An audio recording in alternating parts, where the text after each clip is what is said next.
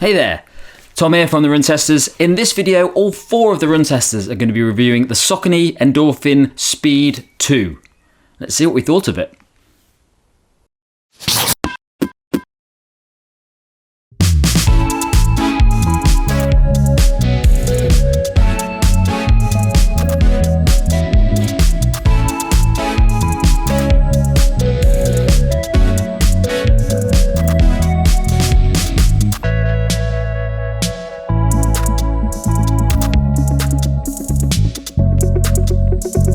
So before we start, let's have a look at those all-important stats. The price is going to cost you £155 in the UK or $160 in the US. It weighed in for me at 232 grams or 8.2 ounces in a size 8 for men, and the drop is 8 millimeters. The Speed 2 has been one of the most popular and talked about shoes over the past year because it's a very versatile option that people have been picking up because you can run fast in it, but also it works really well for sort of daily training miles and comfort as well. The shoe sits as part of the Endorphin line. At the top end of that line, you've got the Endorphin Pro and the Endorphin Pro 2 that's just been released, which are the super shoes designed for racing. And at the bottom, you have the Endorphin Shift, which is more a kind of workhorse daily trainer. The Speed sits in the middle of those two as the sort of balance between daily training and running at faster paces. The Speed 2 hasn't really seen many updates from its predecessor, which for most people would probably be quite a good thing because that shoe was so popular for what it did. You don't want them changing a lot of features about it. The main difference with the Speed 2 is that there's been some modifications to the upper, but other than that, there's not really any changes that are made to that, and you're getting essentially the same shoe that you're getting with the original Speed. There's a full-length nylon plate, not a carbon plate, that runs all the way across the shoe. The midsole is made from Saucony's PWRRUN PB foam, which is sort of lightweight, bouncy foam designed for speed and responsiveness. The upper is made from a mesh material, which is quite lightweight and designed to be breathable. If you're wearing the shoe and you've got a colourful sock on, you can see it quite noticeably through the top of the shoe. So it's a very thin and noticeably breathable upper. There's a carbon rubber outsole as well, which covers a large proportion of the shoe, but there's quite a lot exposed. So that's there designed to give a little bit more protection, durability, and help with sort of grip on trickier surfaces. The Endorphin Speed 2 fit true to size, just like the first one did. I found it a really comfortable shoe to wear kind of all the time. Only thing I would say on the first one is over time I kind of ended up cinching the kind of midfoot tighter and tighter to get a good lockdown fit, but it was never hard to do that. It didn't feel uncomfortable, so yeah, I was fine with it, true to size. On fit, I had no problems with this. I ran true to size, UK 8.5, that is what I would normally run in, and it was nice, it was snug, good lockdown, nice kind of heel hold, plenty of room in the toe box, wiggle room, lots of flexibility and breathability. Yeah, fit for me was absolutely perfect, true to size. So in terms of fit, generally it felt kind of supportive and comfortable in the right places. One thing I kind of noticed in kind of the first early few runs was that it definitely felt nicer kind of wearing thinner socks in this shoe. Almost maybe, you know, this is an 8, I run in an 8. It wasn't necessarily a tight fitting shoe with those kind of thicker socks, but I just felt it was a little bit more comfortable in kind of wearing the kind of thinner socks of this shoe and with this upper.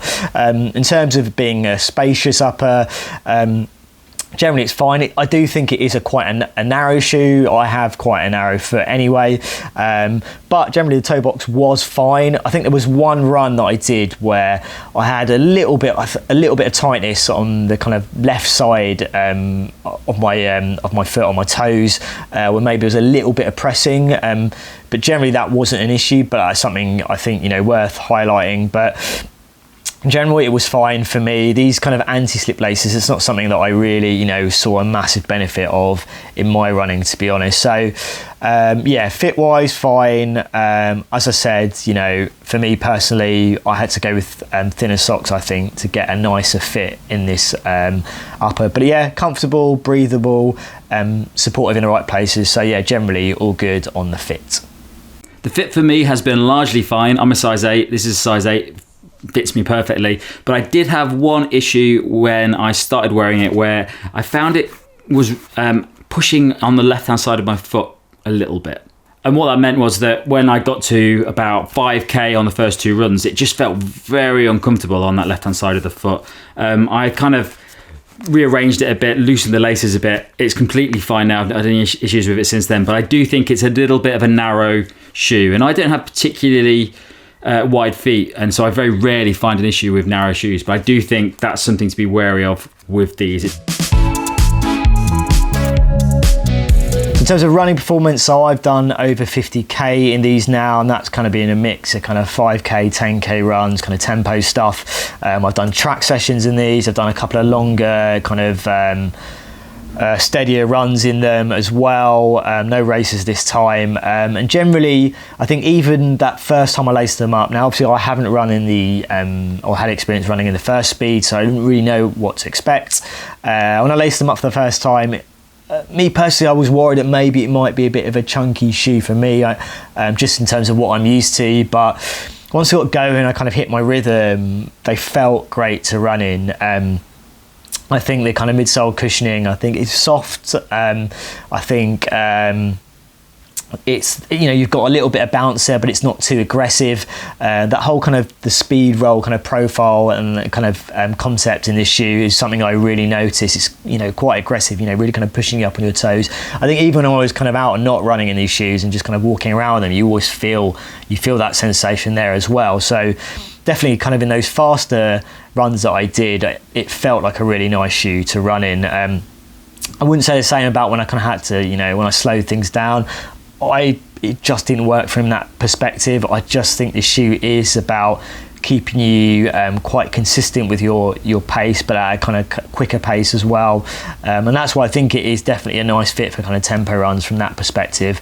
In terms of kind of things like the outsole, you could say quite muddy now or quite dirty. It was fine traction wise. I mean, it was generally running on roads, a little bit off road, but not a huge amount, but generally kind of dry, flat roads. I did do one run where it was a little bit wet, and I did maybe feel like I wanted a little bit more in terms of the traction on that in those conditions, but generally kind of road running, on the track as well, no kind of real issues in terms of grip. So for me, running performance wise, I really enjoyed it. I definitely enjoyed running quick in it. My kind of hesitations about it being a little bit heavy, I think I still would prefer something a little bit lighter, but once you get going, I definitely think when you get into your rhythm of running a little bit quicker in this shoe, that's where it really kind of performs well. So yeah, for me, a really enjoyable experience overall running in the Speed 2.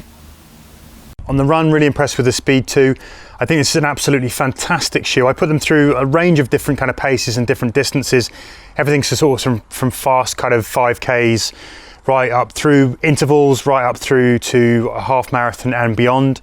And I think these are one of the most versatile shoes that I've ever worn.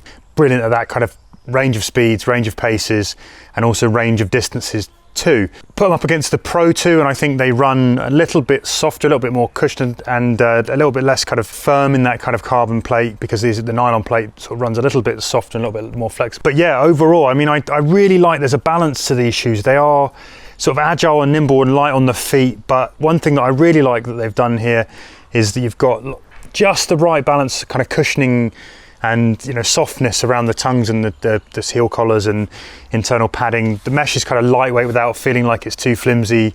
You don't feel exposed, you sort of feel nicely sort of cocooned and secure in there, but without really loads and loads of weight.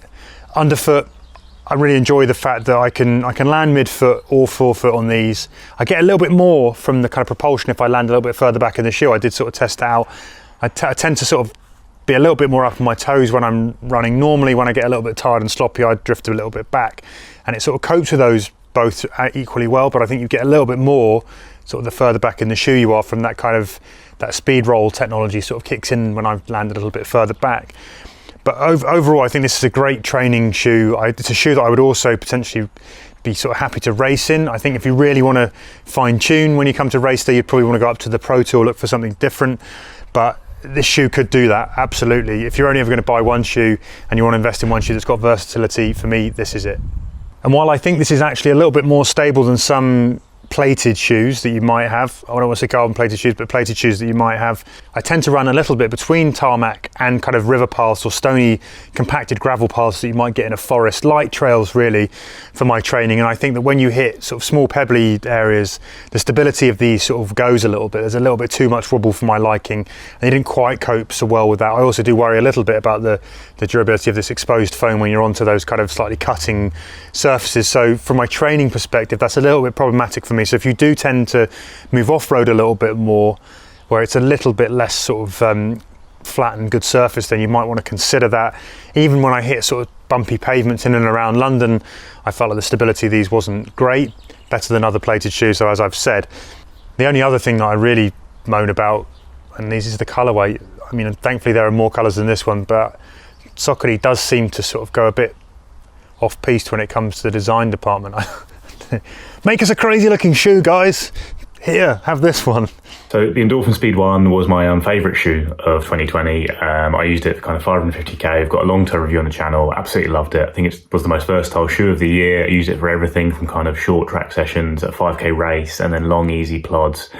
Just a brilliant all-round shoe. Really fast, comfortable, versatile. So basically with the Endorphin 2, really what I wanted from Saucony was that they would not ruin it by making some kind of weird change, and they'd make it a bit more available, because the first one was a bit of a struggle to get hold of at times.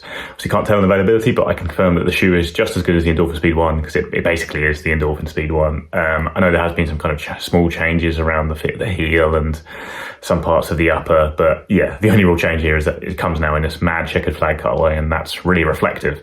The actual feel of the shoe is exactly the same, just a little bit better for me because I put so many miles on the first one, and this new one has a bit more kind of softness and bounce to it. But I'll say the first one still does perform very well after kind of 550, 600k. So it's not like a bouncy shoe, but it is soft. It's a little bit softer than the Pro because of that nylon plate, and it's very smooth, very comfortable. I think it's a little bit more forgiving than the Pro. You know, it's really good for your general training, your base training, easy runs, recovery runs even, and it's really comfortable over quite long distances as well. I haven't done a vast amount of running in this shoe. I think I've done 40 to 50k, but really just to confirm it is as good as the Endorphin Speed 1. I've done kind of a track session doing kilometre reps, kind of alternating 330 and 310 per k pace.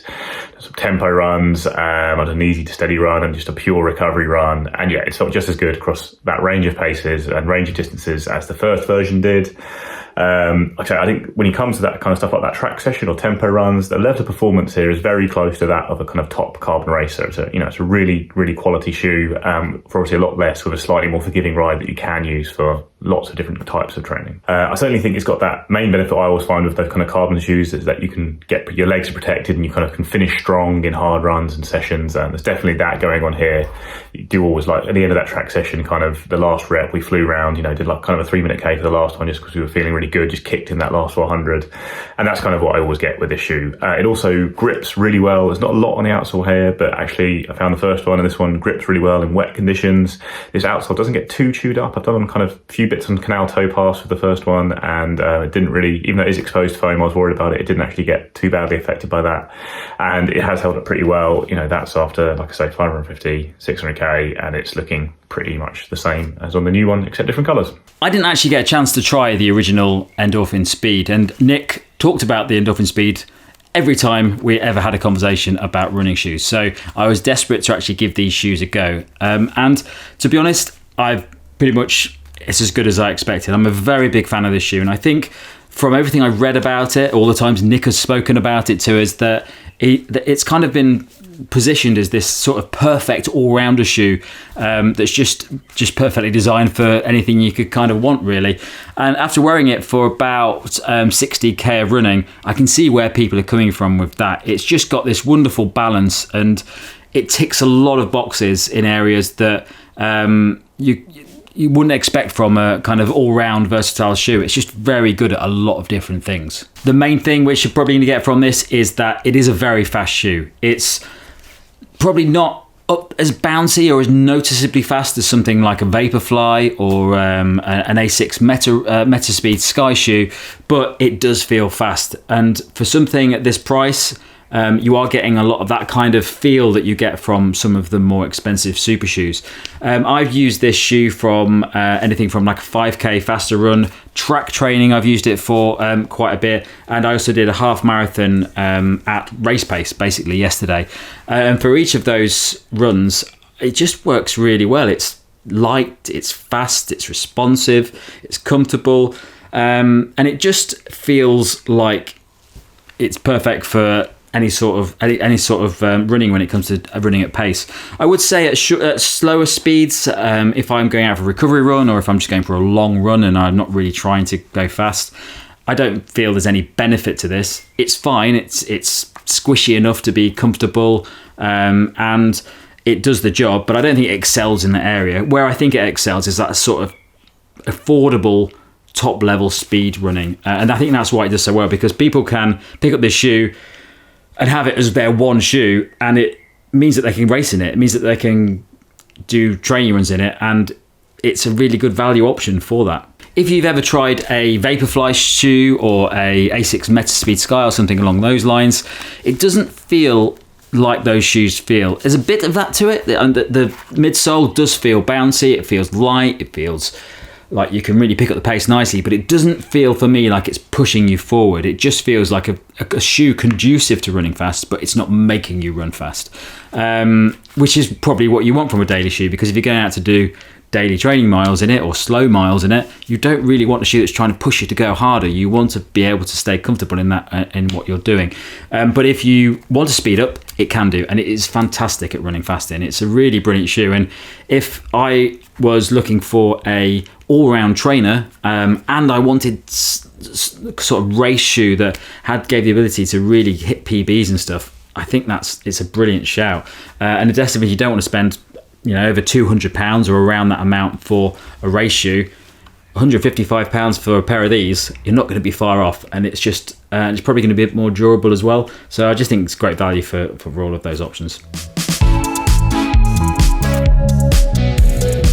So verdict for me on the Saucony Endorphin Speed 2 is really simple. This is a fantastic shoe. I think it's worth every penny if you can get your hands on them and your feet into them.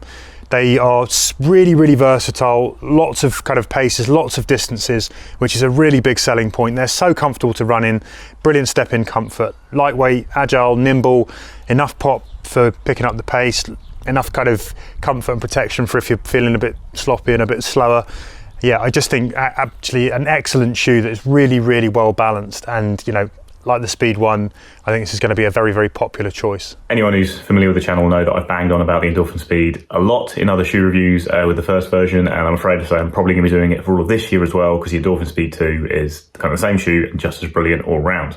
I think it's clearly the best do-it-all shoe out there. If you're the kind of runner who only buys one shoe and doesn't want to compromise anything and certainly wants to perform well in kind of speed sessions and races, I think the Endorphin Speed 2 is the very clear pick. And it also works really well in the rotation. I use it as the kind of fast trainer, but really kind of most of my daily training, and then pair it actually with the Alpha Fly for races. You don't have to pair it with the Endorphin Pro. I think I think that's important to say.